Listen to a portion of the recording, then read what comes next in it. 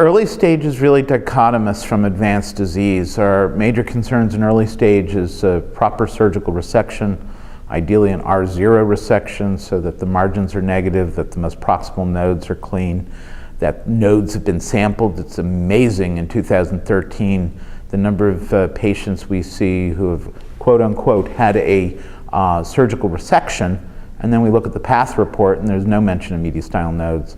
That patient has not been adequately staged. We really do not know their surgical stage. We can surmise it. If they had a negative PET, a negative CAT scan pre-op, the likelihood of having mediastinal nodes are low, but it may completely alter how we treat these individuals.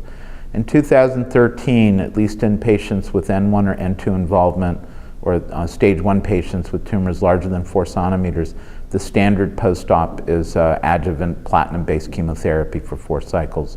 There is no proven role for a targeted agent in that setting. Certainly it's a research question. We clearly hope that one or more agents will emerge.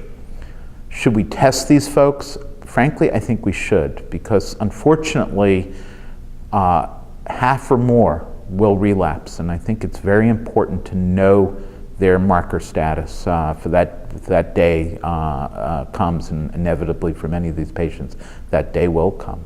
So we know whether they harbor an EGFR mutation, the disease comes back, particularly if it comes back in a site that's not readily biopsiable, you're ahead of the game. You know information that would otherwise take 2, 3, 4 weeks to process, plus the difficulty of trying to retrieve an older specimen, which might have been done in another hospital, and process that specimen. So from a practical standpoint, although it's not immediately actionable, I have asked our pathologists to perform reflex testing on surgical specimens with the knowledge that maybe it's not going to be used in the adjuvant setting, but it will be used subsequently.